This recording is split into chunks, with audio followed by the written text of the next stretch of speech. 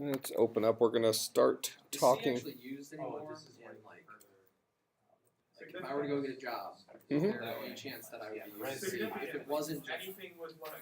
Yeah. Really? Yeah. Literally everything with Linux. It's either C or Python. Well, and so now, I don't know who was it. Somebody in here who posted it on the general chat that Windows 10 is including the Bash shell, which should bring some C systems programming stuff to the Windows side of things.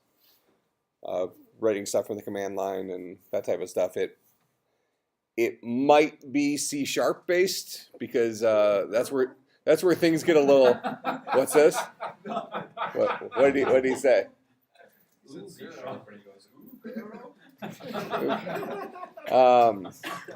It might be C# based just because the Windows API stack is different than the POSIX stack, but they're kind of talking about having a full Ubuntu subsystem in there. So I just saw it said the headline I saw was Microsoft bringing Ubuntu to Windows. Right. And I was like, so with that in mind, I wonder if there's going to be. It wouldn't really be a true virtual machine because it's running natively, but you might have you write C, which talks to the POSIX API of Ubuntu, which talks to the translation API of Windows, which turns things into Windows system level calls for, file locking and all sorts of different stuff. So, I mean, the Windows operating system has the equivalence of at least most of the stuff we're talking about here. It may have a couple of other things that Unix doesn't, and Unix has a couple of things that Windows doesn't, but they're both, fully functional operating systems that has support for these things. But so the idea, I would assume, is you're going to either write systems programming stuff from the command line to run directly on the Windows OS, or you're running it directly on the Ubuntu OS, but it's still the Windows OS, so it's got to translate or something. Do you have a theory? Yeah, I would assume that it would go through .NET. I would assume that any source would probably directly go to .NET. If they did that, that'd be significant. Well, right, but that still doesn't answer the question of whether it'll be a translation, whether you'll be writing traditional POSIX code. I think it would go down to missile. I think it would go from C to missile. I don't know if that makes sense. I think it would. Because they essentially compile it, so you could write your C or whatever syntax you want, and then you're able to. If they port it, well, no, I mean, at that point, you wouldn't necessarily have support for the GNU library. So if I think it would be difficult for them to write a C compiler that compiled down to missile that was also backwards compatible with POSIX. I think you'd be better off writing a translator between POSIX system calls and the equivalent Windows system calls.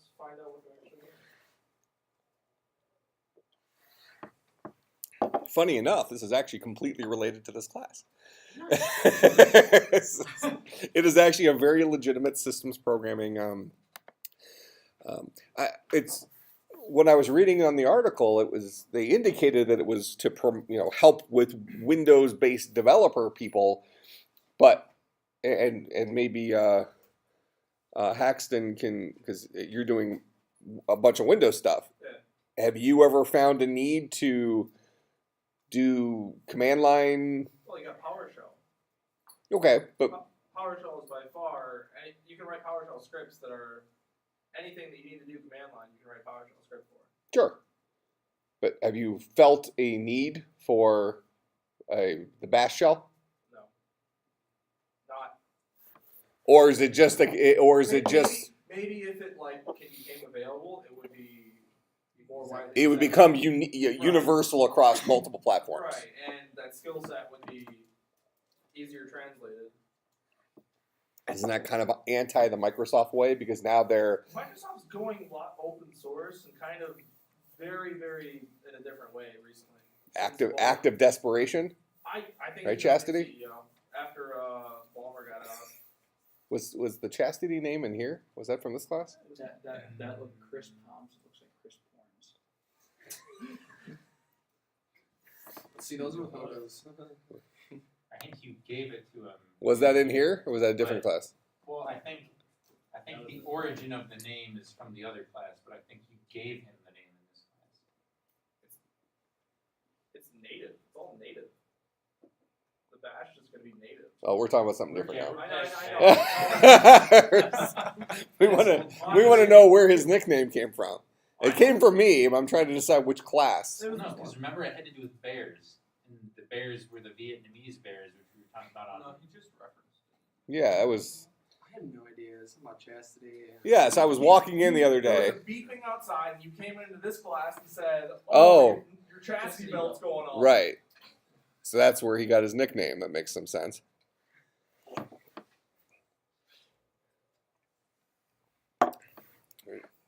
Yeah, I feel all weird about it. I mean, he's the one that gave me a banana after class on Monday night. You're the one that deep throated it. Totally recorded.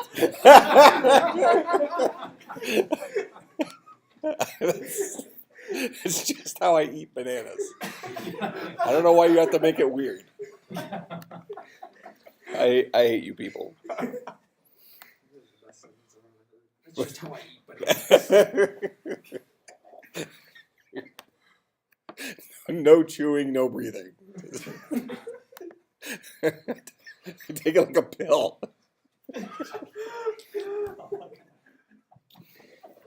Hey. All right, so let's talk about sockets. What's this? I'm gonna start that recording. That ship has sailed. I'm live streaming it to the dean. All right. So let's see. We're going to talk about socket stuff. Didn't I download the actual PDF last time? Sure. Maybe. Do we have yes? Then we have sure? Then we have maybe? Getting better, right?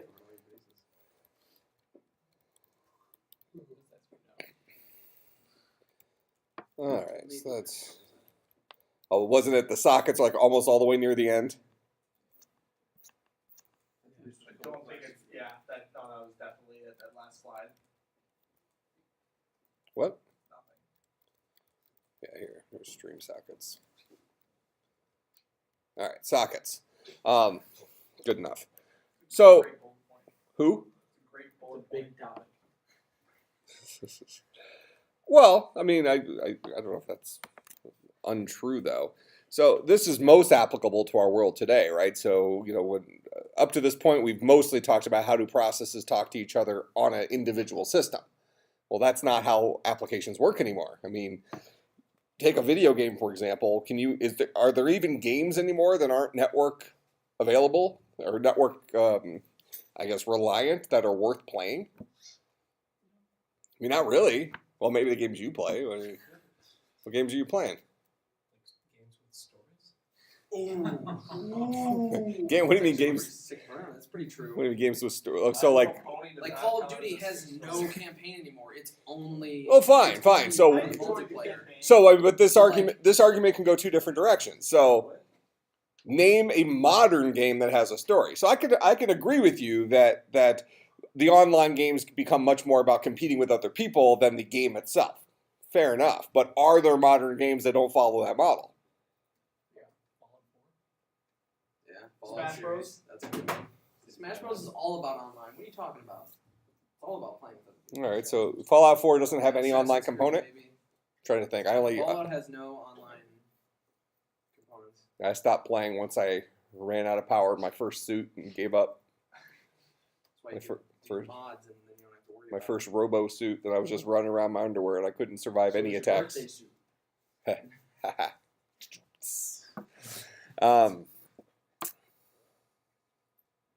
Yeah, so maybe I don't like story games Game either. Dev Simulator. Who? Game Dev Simulator. It's All right. actually a real game. So punchline: a large percentage of games today are dependent on network communication, right? And then for those of you who are either doing an IT minor, who are IT majors, who are taking this class for your health, or just for an upper division credit, that whole industry deals with, especially today, deals with how computers can send information to other computers and processing that stuff. And you're using already created technology to do that in most cases, but sometimes you have to write your own software to do it. So sockets are, for lack of a better phrase, are inter-process communication between processes running on different machines, potentially. We talked last time when we talked about the question from the midterm, you know, that pipes versus sockets, these things are pretty similar, except sockets are going to have significantly more overhead because they aren't just keeping track of a specific unique ID managed by the operating system, like a pipe would. Instead, they have to find the listening connection on another machine, even if you have it connected to the current machine. But you have to find the listening connection on a certain port at a certain IP address. So now you have to have a server side that's listening for an incoming connection. You have to have the client side that's making the outgoing connection. Those guys then establish a communication channel that's a two-way stream, because now you're kind of, it's like making a phone call, right? So our cell phones are waiting at all points in time for an incoming call, so we can think of this like a server socket. And if one of you were to call me, then my phone would ring, and then when I picked up, that would establish that socket connection. And now there would be two-way communication. As opposed to a pipe, where a pipe does not directly communicate with the other end of the pipe. Instead, the two communicating parties agree upon a unique ID for the pipe that's managed by the operating system. It's a much, much, much more primitive implementation for pipes than it is for sockets. All right, so now having said that, so blah, blah, blah, bidirectional. Here is our, again, we see FD there. So the second you see this, this line right here, what can you tell me about the FD part? What is that? What should that be screaming to you at this point in this class when you see FD? File descriptor. And what does that mean? That's what it stands for, but what does that ultimately mean to us? Okay-ish. I think your mind was going down the right path, and then you just said random stuff. Well, not random stuff, related stuff, but wrong stuff. How's that wrong? Isn't that what the... I'm not going to say it because you're saying it's wrong. Well, don't go cower. Let's. Yeah, I don't know if I'm the one who usually go coward. I thought file descriptor was just 0, 1, 2. Well, those are 3 built-in file descriptors. Okay, so... So what are file descriptors? What's the question again? There should be some global red flag that's going off here. As soon as you see the idea of a file descriptor, that tells you something that has been an overarching theme since day 2 of this class. Universal I/O. Okay, so the 3 file descriptors you talked about are the ones that are automatically provided in all POSIX OSs, right? But the idea is that Universal I/O says that we treat everything as a file. Another example right here, we have a file descriptor that's being returned by our socket. As I've advertised it thus far, a socket might be communicating with a computer halfway across the world. Yet, we're going to talk to it here as if it was a local file. Universal I/O. Make sense? Pebbles? Make sense? Sure. How are the eyes? Which lecture are you up to in this class? February 3rd.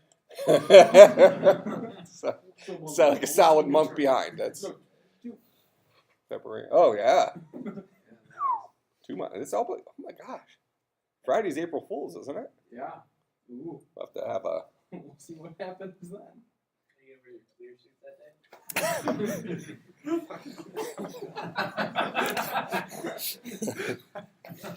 It would be to represent unencrypted endpoints. It's funny how like the class is slowly getting that joke. But then I look out and a couple of you haven't gotten it yet.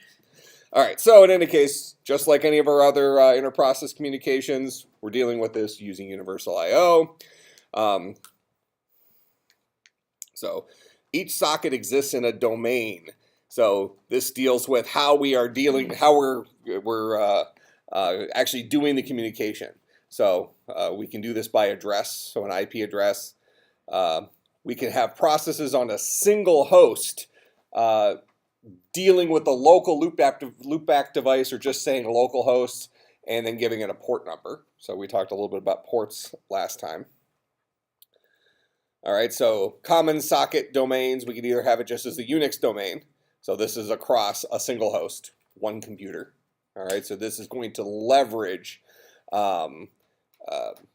probably under the hood, the local host or the 127.0.0.1 callback IP, the loopback device, along with a port number. Or you can use IPv4, IPv6 domain names, and we talked about these. What's the difference between IPv4 and IPv6, Pebbles?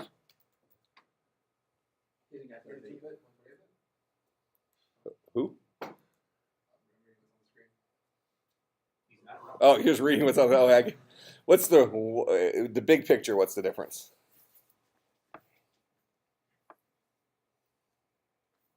Chastity? We talked about this, right? Yeah. We weren't paying attention when we talked about it? Beyonce? I've skipped 3/4 of the classes. Well, I bet you Haxton wasn't here. He probably knows the answer. Want the answer? The real question is, does he know the question? Does he know the question? He probably knows the answer. Does he know the question? Difference between It's actually about difference between IPv4. What's the difference between IPv4 and IPv6? domain or IP size essentially is the number of IP addresses. Yeah, number of unique IP addresses. Because with IPv4, the idea is we were starting to run out because of the way that IP addresses were distributed. When what did he say? Not really. You just said 32 and 128 bit. Oh, really? I didn't hear it. You didn't really yell it very much. I actually do. Yeah. How much? Well, I would say I wouldn't say fluent, but I'm. You would understand as long as Yeah, I mean, I wouldn't say I'm fluent in Arabic, but I probably know, I don't know, 4 words. I could get by if you're saying these 4 words. I feel comfortable. I feel confident that I could get along in the, well, yeah, I mean, go over to the Middle East, any United States embassy in the Middle East, I think I'd be fine.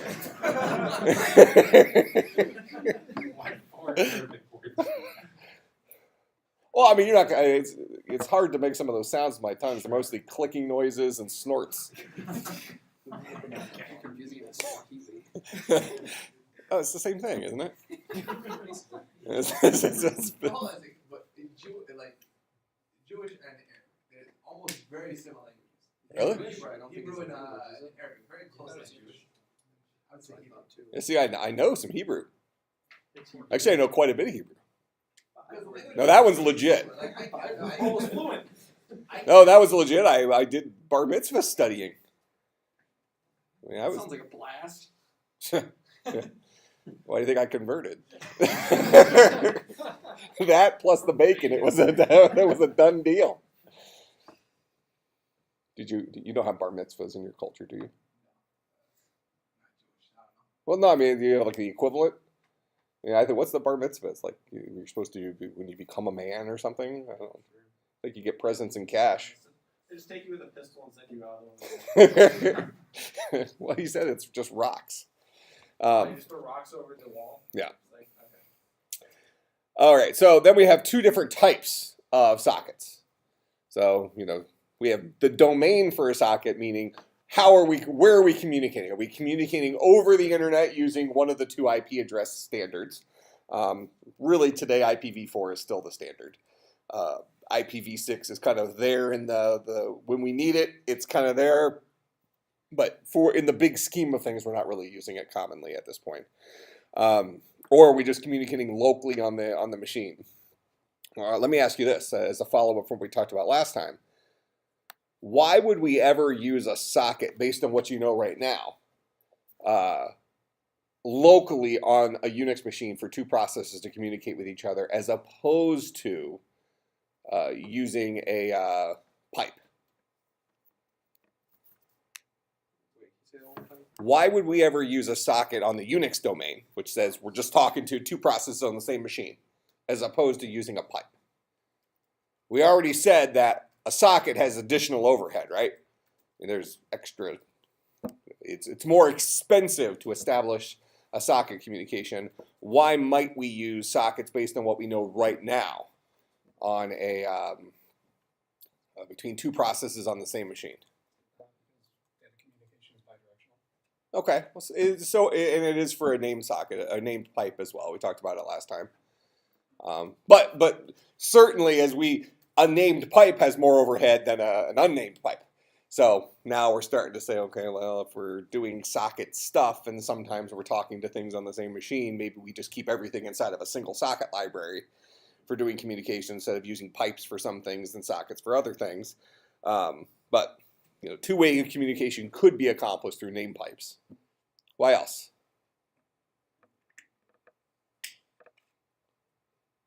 Based on what we know right now, pretending we didn't see the next slide, there isn't necessarily, it seems like there's only disadvantages, right? To have communication happening on one machine within the same machine using sockets as opposed to pipes, unless you want to keep it, I guess, maybe anonymous. With a socket, minus packet sniffing or something like that, the only two quote people who know about the socket are the sender and the receiver. And the NSA.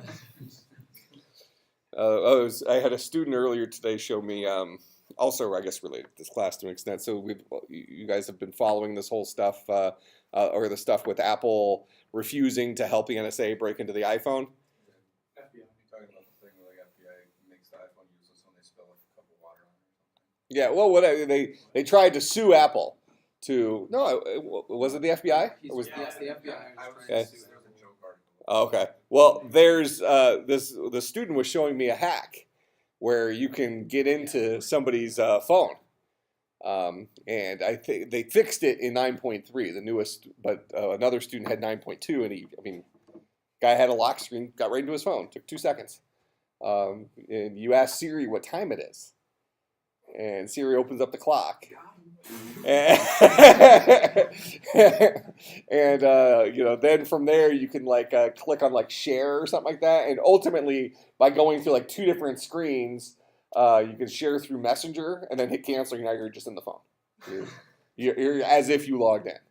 I haven't updated yet. I'm gonna do that. Yeah, it's just kind of there's 2 or 3 steps you have to do, but nothing is it's not like you hold the bottom left corner of the screen and then you do a back and forth swipe gesture 19 times.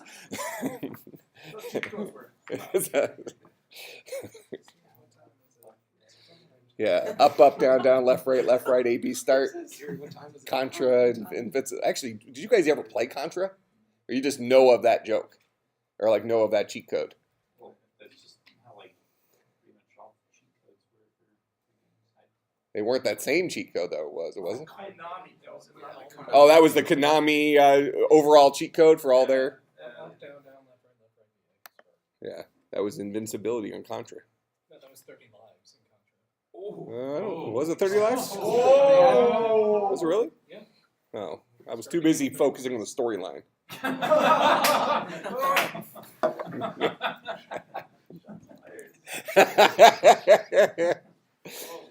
Really?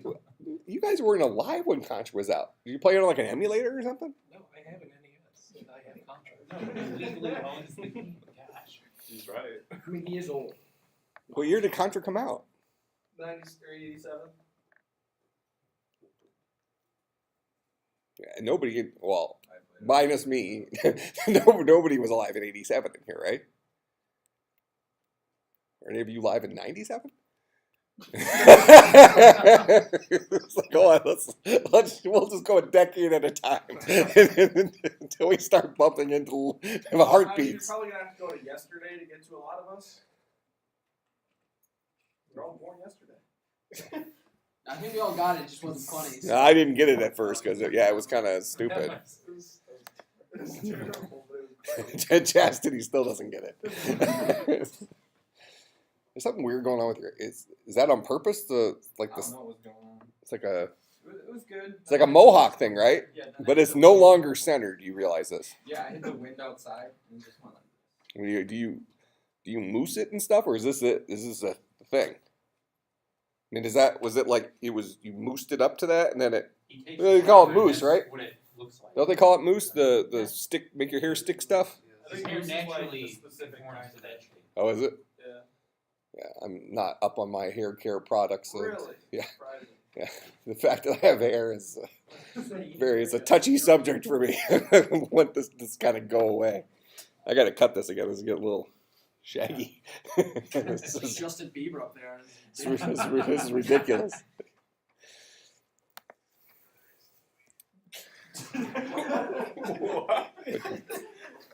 What's just happened? Someone playing CSGO! Terrorists just won in Counter-Strike. Oh, that's another game I can't play. Counter-Strike. Everybody looks the same.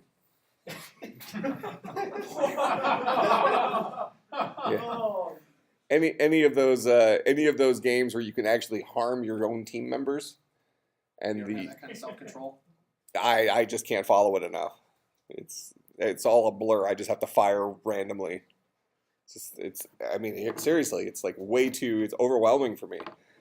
Or when I was a kid, you remember playing these video games, you were so good at it, but then when you get old, you no longer can keep up with this stuff.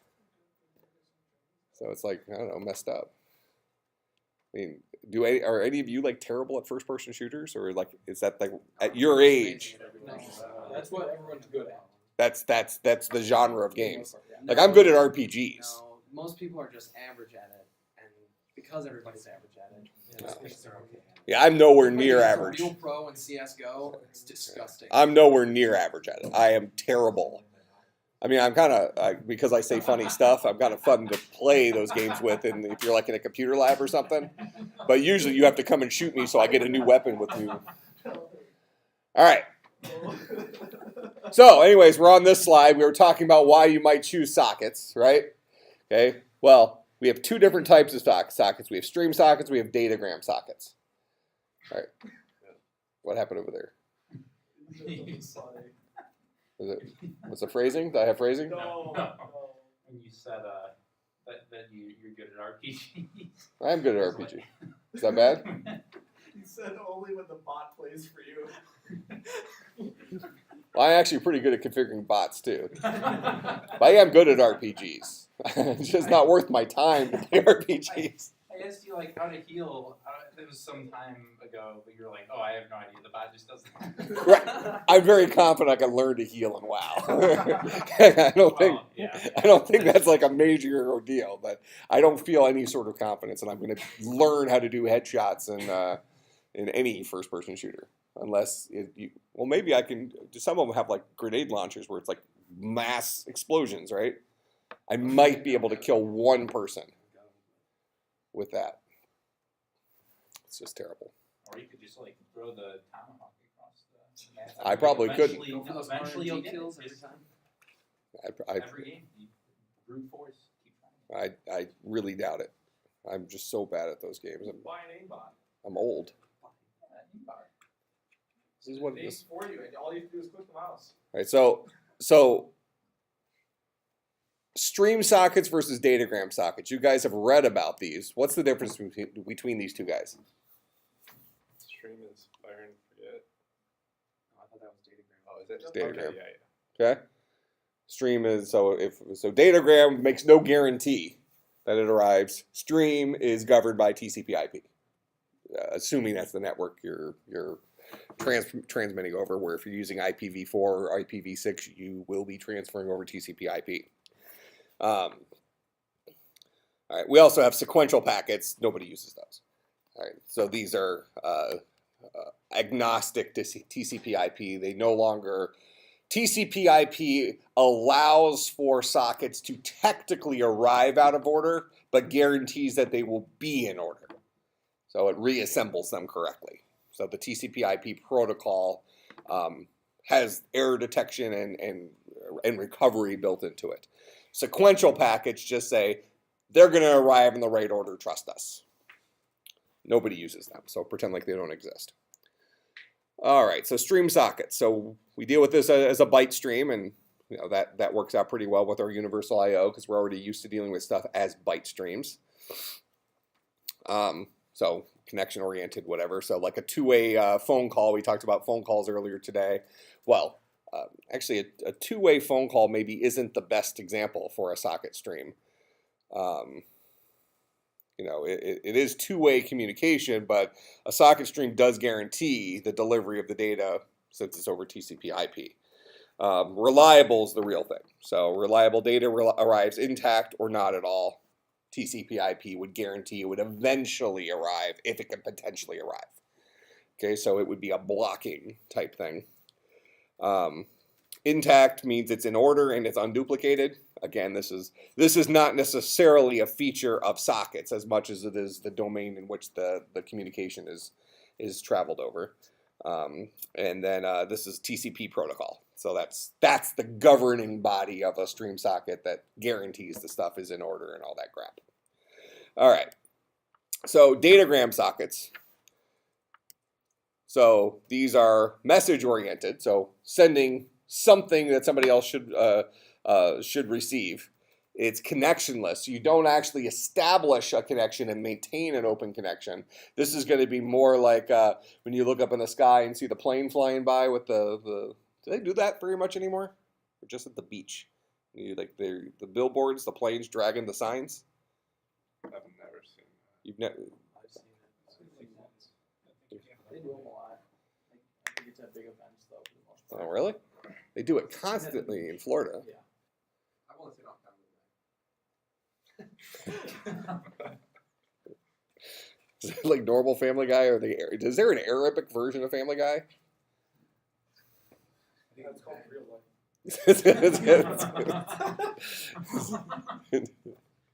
Or you have something against dogs. All right. So it's unreliable. Messages may arrive duplicated, out of order, or not at all. This uses the UDP protocol. So it's really the protocols themselves, the underlying network protocol that dictates how these guys work. So datagram sockets use UDP. Stream sockets use TCP/IP, or TCP, which is over IP, hence the IPv4, IPv6. What kind of applications will we use datagram sockets for? Video games. Aspects of video games, certainly. Video streaming is probably a really good example, and so is video games. I mean, certain aspects of video games when you're like constantly updating your position on the screen. So when you consider, like, if you're playing like these first-person shooter type games where, it's a relative real-time experience when you have a bunch of different guys running around on the screen, and you need to be able to see where somebody is on the screen. You don't want if there's a missed communication where Chastity is at XYZ coordinate this, and if I miss one coordinate about it, I don't want everything else to slow down. I just want it to basically skip a frame and move on with life. Similarly with if you're watching a YouTube video or something like that, that's supposed to be coming in at 24 frames a second or something like that, and you miss 2 frames, not the end of the world. You don't want your whole video to pause so you can come back to it. But Why is it called video streaming if it's actually using datagram? well, I mean, Video datagram doesn't sound as good. well, I mean, what is when you say video? Oh, I get what you're saying.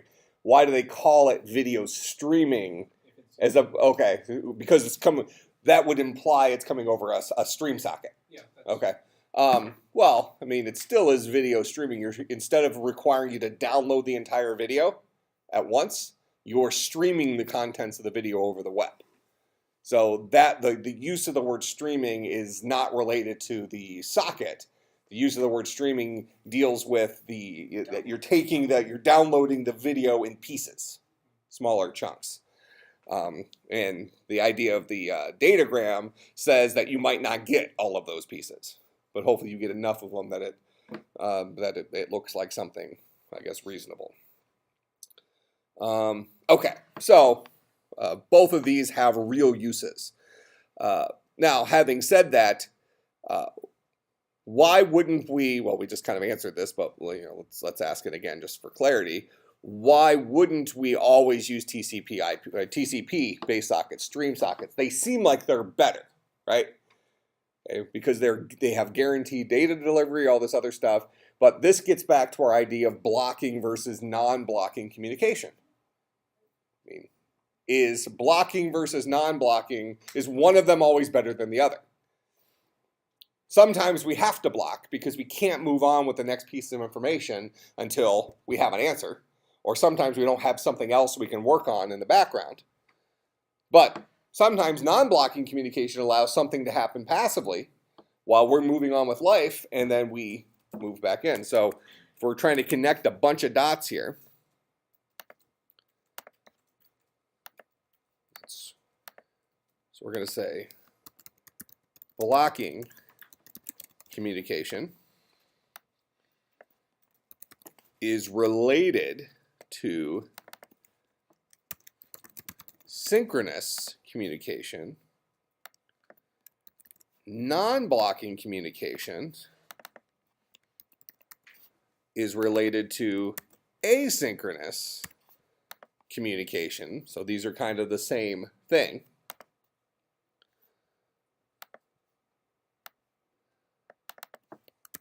Blocking communication is related to stream sockets.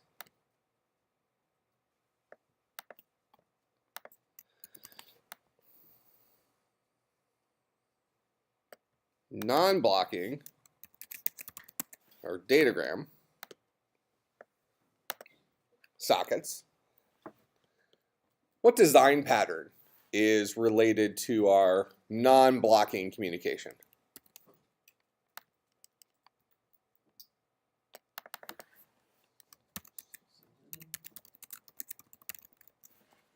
Two guesses, basically. We have three different design patterns that we've talked about. Let's talk about singleton. We didn't talk about all three of them in here, but that most of you should be aware of. MVC. Okay, singleton, MVC. Okay, it's neither of those.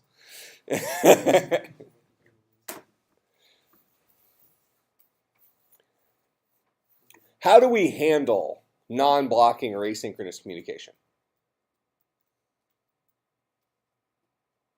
So if you make a call, whether it's in a piece of software you're writing, or you make a system call, and we need to be aware when it's done processing. Okay, so for instance, we dealt with this with the merge sort application that apparently we didn't do, right? We're still stuck on that. Okay, still have to do that. Each child process needed to be aware of when certain things finished, right? Go ahead, Abe. Observer design pattern. Okay, so the idea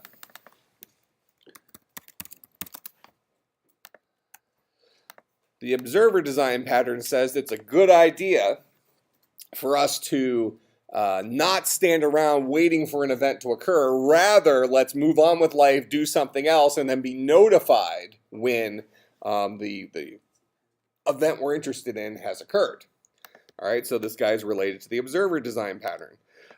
Which interprocess communication tool have we discussed? We haven't actually worked with it, but that we've discussed that's related to non-blocking communication. You also read about it. Signals. Okay, so the signal interprocess communication type allows us to basically raise a red flag or fire an alarm or something like that, and anybody who's interested in observing that signal would become aware that it's happened. Okay, but there's no way for us to send information through a signal other than the signal itself.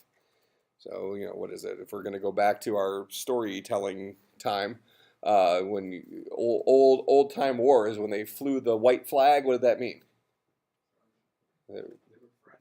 We're French. Okay. I mean surrender, right? We're done. Send over to negotiate our surrender. The signal itself had meaning, but information wasn't actually being passed. There was just an agreement on what the white flag meant. Okay. So same thing's true with our signals and our interprocess communication. They don't have ways of actually sending information to individual children, but they can raise an event which might have a context to the observers. All right, so that's non-blocking communication. Blocking communication, it's far simpler to deal with blocking communication. We don't have to deal with this asynchronous observer possible signal type thing, because we don't move on in a blocking communication style until whatever we were trying to do has finished. So we don't have to account for all this extra stuff. All right. So those are our stream sockets. Those are our datagram sockets. I'm just going to skip the sequential stuff. All right. So here is our stream socket API.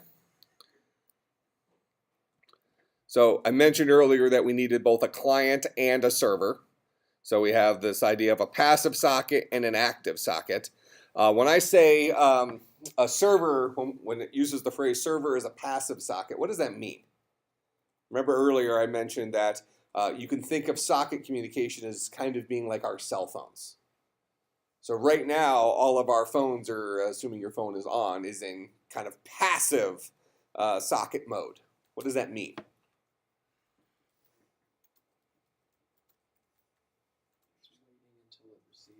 But it's listening, right? Every one of our phones is maintaining a connection on, you know, whoever our network provider is. I'm AT&T. We're probably going to have some Verizons and some Sprints, and I don't know what you people use. Which is funny, is that he works at a cell phone store. He probably has phones on him that's on all of them. Do you? All the different networks? One AT&T, Sprint, and T-Mobile. Do you have a Boost? Boost Mobile? Boost is Sprint. Yeah, see, he knows more about than all of us. That's why he can't keep up on class, because he's too busy mastering the cell phone. Are you doing illegal stuff? A lot. Oh, makes sense. Oh, that's okay. Oh, that makes sense. So, at least you're being unethical. So we have, that's the Concordia way. Christian worldview. I'm recording. All right, so passive socket would be our server side that's sitting there waiting for an incoming connection, but we don't know when that's going to happen. All right, but that is going to be a blocking type of communication, or at least it should be a blocking type of communication. I suppose you could fake it and say it's sort of not blocking if you spawn a child process. So you fork a child process that specifically listens for an incoming connection, and then he lets the parent know when an incoming connection came in or something. But the idea of waiting for an incoming connection is in and of itself a blocking type of communication. All right, so when we have our server socket, we create our socket, we bind it to a local port and address, we put it in listening mode. So we might say, if I have a computer program, we're going to write this when we do our chat server next time. But when we have our mode, we're going to create our socket. We're going to tell our socket to bind to local IP address port 3000, something like that. Then we're going to say, okay, now start listening. And then as soon as an incoming connection, at this point it's in passive listening mode.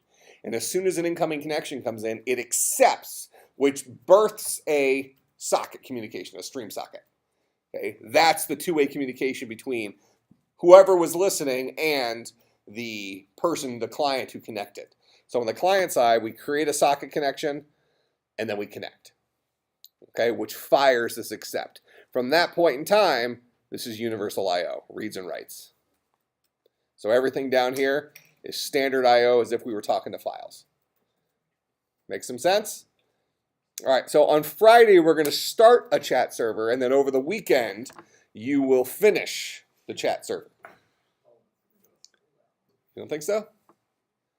I'll go better than merge sort. No, it's going to be worse than merge sort. I don't know about that one. All right, so I will see everybody on Friday.